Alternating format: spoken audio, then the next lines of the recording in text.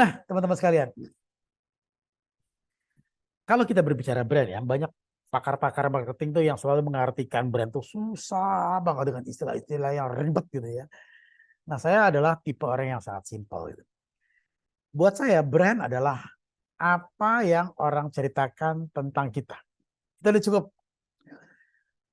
Jadi kalau saya tanya, eh Asep tuh apa sih? Oh, Asep itu adalah seorang hipnoterapis berasal dari Sunda. Ngomongnya logat Sundanya masih kelihatan, pinter, cerdas, rambutnya gondrong, dia punya jenggot. Jadi apa yang saya ceritakan tentang Asep itu adalah brand.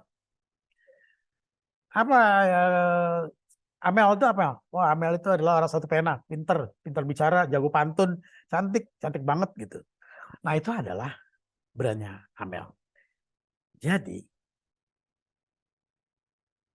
orang-orang yang diceritakan itu biasanya punya keunikan.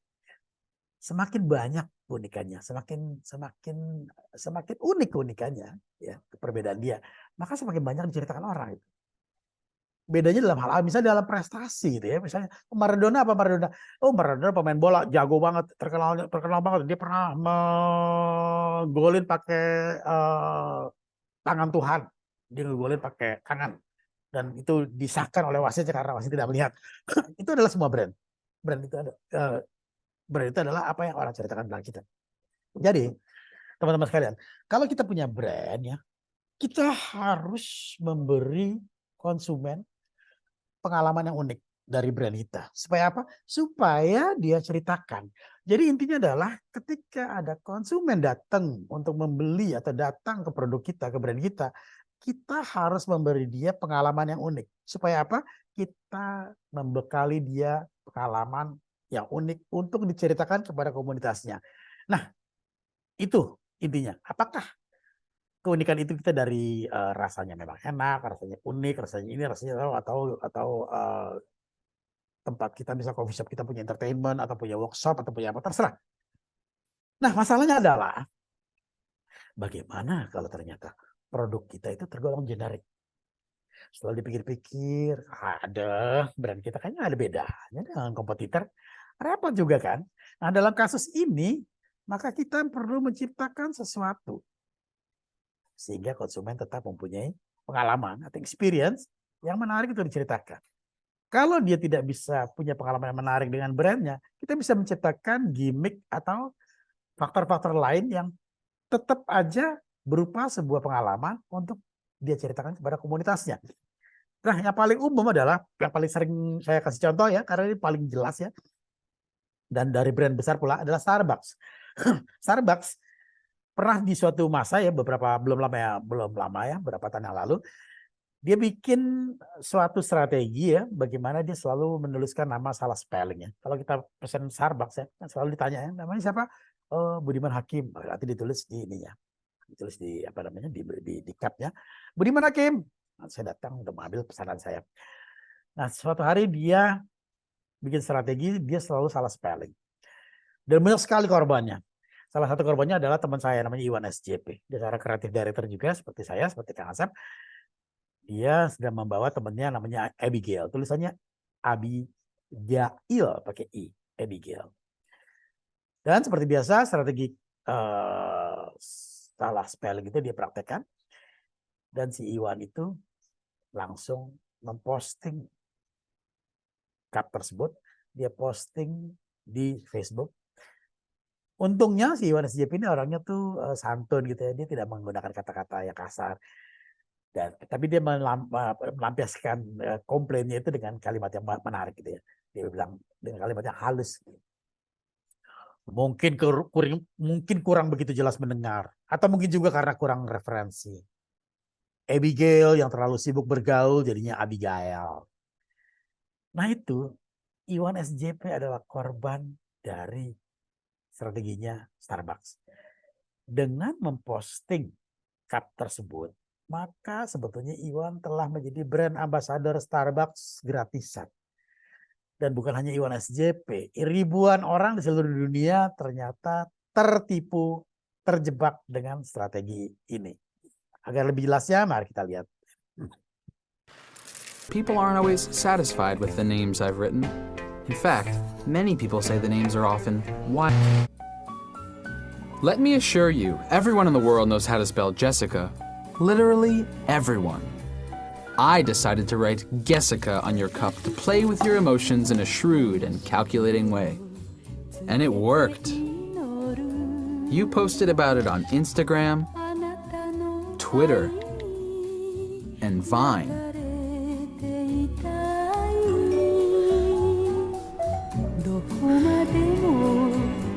So sorry you didn't go viral. I'm in your head now.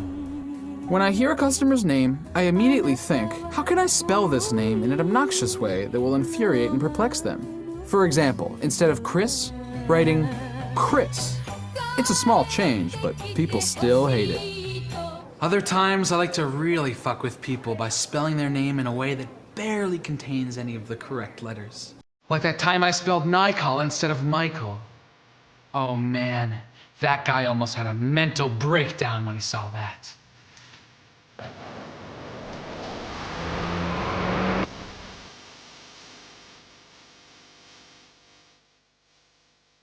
What's wrong? Poor Nikol. But every once in a while, I'll spell your name correctly.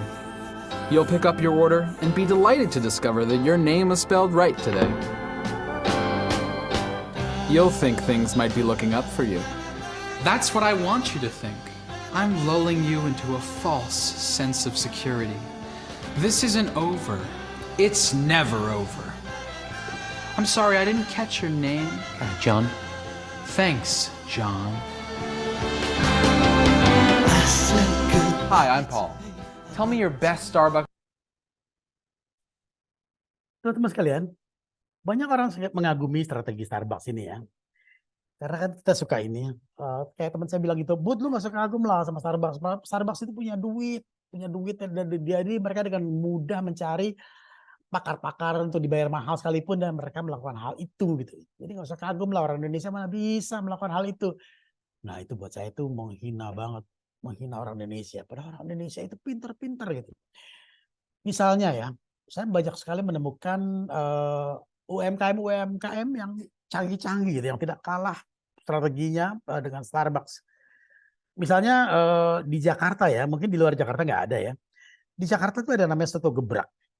Soto gebrak itu ciri khasnya adalah setiap kali kokinya meramu mempersiapkan sotonya, dia selalu menggebrak botol di atas papan yang dilapisi seng. Itu suaranya gila bener, luar biasa. Suaranya tuh memekakan telinga gitu. Saya kalau datang ke sana tuh biasanya bawa kapas gitu. Saya taruh situ. Dan buat teman-teman yang sakit jantung ya, saya tidak menganjurkan untuk pergi ke soto gebrak kalau ke Jakarta. Itu kencang banget. Dan ternyata saya tadinya mikir ini adalah suatu kebetulan aja kokinya begitu gitu. Ternyata ketika saya datang ke soto gebrak yang lain, itu semuanya sama. Dan akhirnya saya menemukan ternyata di warung sotonya ada tulisan soto gebrak. Senyum boleh, marah jangan. Artinya apa? Artinya memang ini bukan ketidaksengajaan, tapi merupakan strategi dari soto gebrak tersebut. Ada lagi misalnya di Jakarta juga nih ya, namanya Somai Pink. Somai Pink itu biasanya nongkrongnya tuh dia ada di Car Free Day di Sudirman, dekat Setiabudi gitu. Nah seringkali banyak orang-orang yang beli somainya sekaligus menjadi tempat meeting point ya sama teman-temannya. Yang ada yang satu larinya ke sana, atau lari ke sana, satu yang mau olahraga tai chi atau wai tangkung di mana gitu ya. Nanti mereka bilang, oke, ntar jam 10 kita kumpul di Somai Pink ya. Berarti gimmick dari Somai Pink itu menjadi sesuatu yang bisa diceritakan. Yang terakhir adalah pecel lele lela. Pecel lele lela ini juga menarik ya. Jadi dia promosinya adalah setiap orang yang namanya Lela itu bisa makan gratis seumur hidup. Kebetulan di samping di depan kompleks saya tuh soto Lela ada gitu. Dan saya datanglah sama anak saya ke sana. Pas bisa makan, saya bilang sama pelayannya, Mas, saya boleh ketemu manajernya nggak? Keperluannya apa ya? Saya punya tawaran bisnis untuk berkolaborasi. Nah, gitu teman-teman, kalau mau ketemu manajer ya harus ngomongnya harus begitu. Kalau bilang saya mau nanya-nanya, dia biasanya manajer lagi sibuk, manajer lagi ini. Saya punya tawaran bisnis untuk manajernya. Oh, langsung diturun, kenceng banget lagi turunnya. Iya Pak, ada bisa saya bantu? Udah ngobrol-ngobrol lah. Terus saya tanya-tanya gitu, emang strategi Lela boleh makan seumur hidup tuh nggak rugi ya? Oh enggak Pak, nggak rugi Pak. Kalau seandainya yang namanya Lela ini datang setiap hari ya, makan siang tiap hari di sini, nggak rugi. Enggak Pak. Jangankan hanya makan siang Pak. Si Lela ini makan 3 kali sehari ya, makan pagi di sini, makan siang di sini, makan malam di sini. Itu juga nggak apa-apa, boleh. Wah hebat banget ya, kenapa nggak rugi ya? Kenapa berani melakukan hal itu? Karena, nah ini saya kasih tahu rasanya Bapak nih. Karena yang namanya Lela itu tidak mungkin datang sendirian. Kalau dia orang kantoran, dia akan makan di sini, dia akan ngajak teman-temannya. Bisa jadi satu. Nah, kalau dia bawa temannya satu, itu kan sama seperti promo buy one get one free. Kalau dia datang bawa temannya 2, 3, atau 5, itu kan seperti buy 6 get one free kan. Sama sekali nggak rugi. Kalau di ibu rumah tangga, dia akan bawa anaknya, akan bawa suaminya. Jadi tetap aja kita nggak rugi. Ah, begitu ya ternyata ya. Jadi saya mendapatkan pemasukan lagi teman-teman kalian. Kalau kita tidak bisa menciptakan sesuatu yang baru, kita bisa menggunakan promo yang umum, tapi kita ulik sedikit sehingga terlihat seperti baru. Ini sebetulnya sama seperti promo buy one get one, tapi diulik sedikit sama Lela, tiba-tiba kita merasa baru. Karena ada unsur-unsur nama lelaknya, dan gratis seumur hidupnya, terasa bombastis. Padahal sebetulnya promonya itu adalah promo yang biasa-biasa aja. Mbak Mel, Ya, apakah saya harus berhenti di sini? Nanti nggak ada sesi tanya jawab, saya takutnya.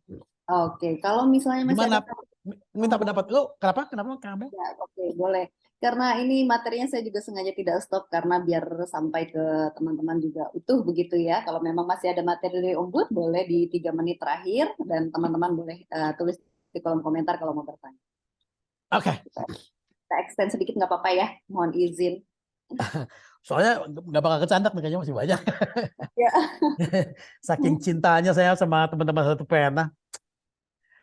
Oke, kita terusin ya.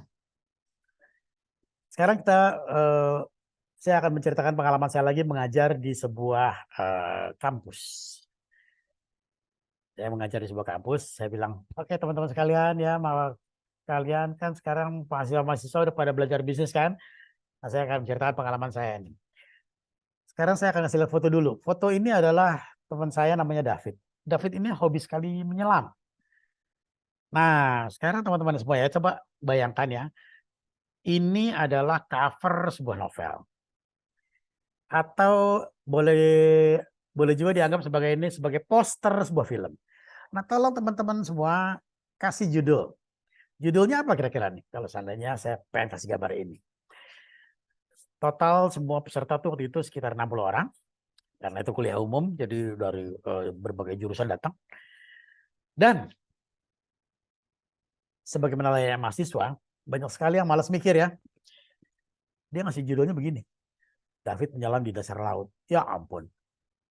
Padahal saya udah bilang, ini teman saya namanya David nih, dia lagi menyelam di dasar laut. Kasih judul apa? David menyelam di dasar laut juga keluarnya. Ada lagi yang menjawab, David mencari mutiara. Dan yang terakhir ada lagi yang menjawab, David mencari istri. Nah, ketiga jawaban itu saya tempel dengan posternya, dengan image-nya, kemudian saya kumpulkan jadi satu. Kemudian saya tanya kepada semua peserta. Teman-teman sekalian, ini ada 3 image dengan headline yang berbeda-beda. 3 image yang sama dengan headline yang berbeda. Sekarang tolong pilih salah satu. Apakah kalau saya bikin novel atau saya bikin film, judul yang mana yang paling bagus? Semua orang, saya bacain satu-satu ya. Yang pertama judulnya adalah David menyelam di dasar laut. Yang kedua adalah David mencari mutiara. Dan yang ketiga David mencari istri. Dan ternyata teman-teman semua, ketika saya tanyakan kepada 60 orang itu, ke 60 orangnya itu menjawab tanpa kecuali, tanpa ada jawaban lain, yaitu David mencari istri. Ini unik banget kan? Kenapa mereka memilih itu? Padahal kata-kata David mencari istri dan David sedang menyelam di dasar laut itu sama sekali tidak berhubungan. Jauh sekali. Jauh banget hubungannya. Nah, Kesimpulannya adalah ketika image dan judul tidak berhubungan, justru akan membangkitkan rasa keponya pembaca. Ini si David ngapain nyari istri, kan di dasar laut ya, nyari istri kan bukannya di biro jodoh, di kafe, atau di pertemuan keluarga, atau di arisan, atau gimana gitu. Kok nyarinya di dasar laut, jauh banget ya.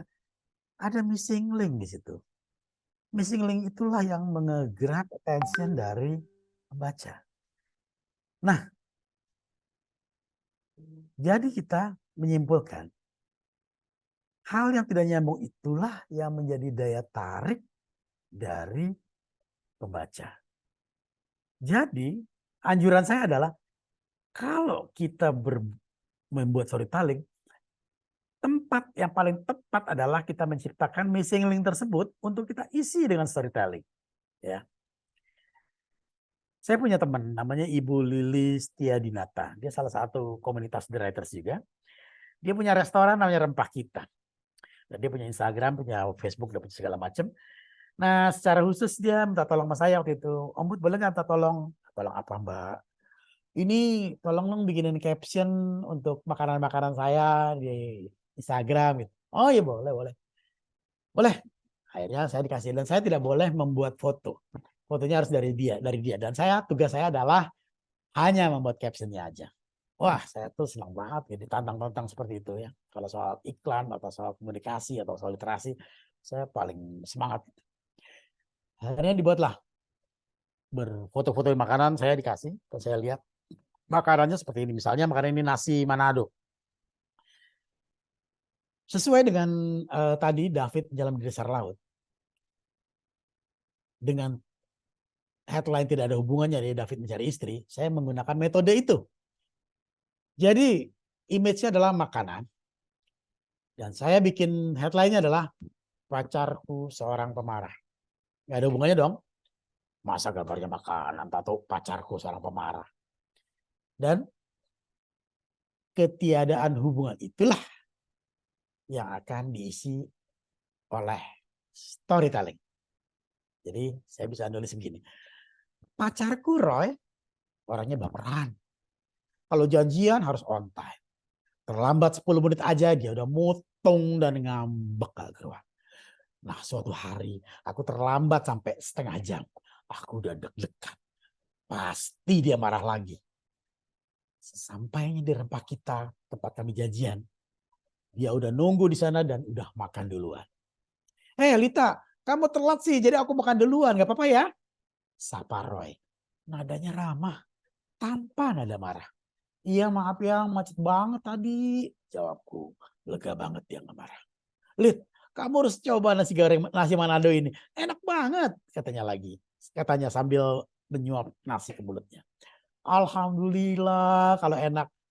Rasanya persis sama kayak nasi Manado di kampungku. Sama banget rasanya kayak buatan mamaku. Wih, leganya. Untung aku ngajak ketemuan di sini. Menunya Indonesia banget. Rasanya gimana? Kalau rasa nasi Manado-nya aja bisa meredam kemarahan pacar, pasti bisa dibayangkan dong bagaimana enaknya nasi Manado ini.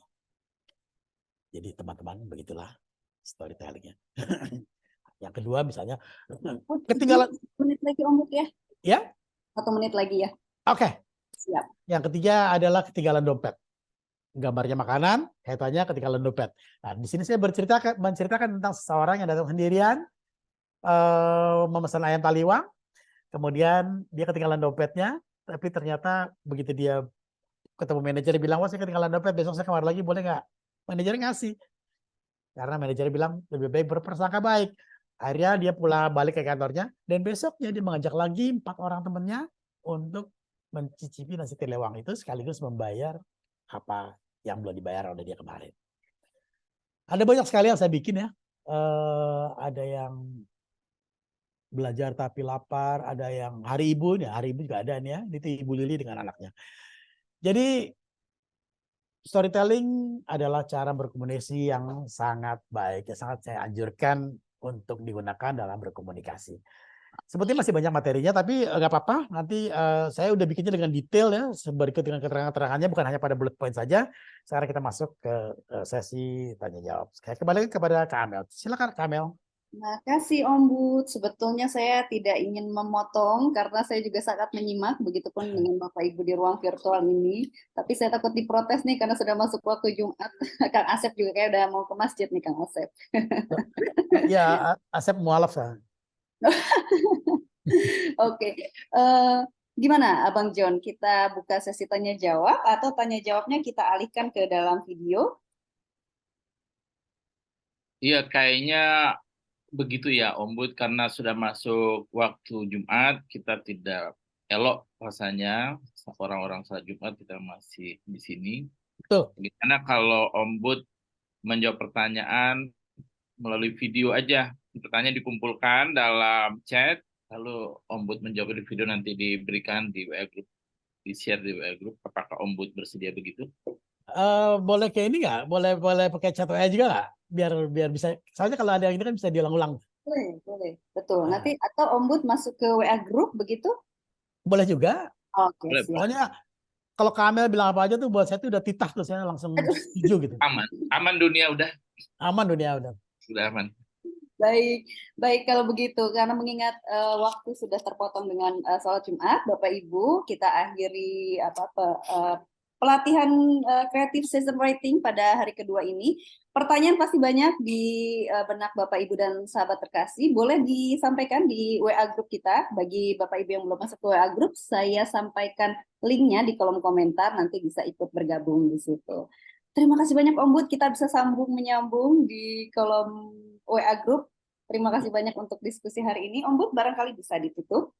Amel, jangan lupa untuk besok kita masih ada sesi terakhir.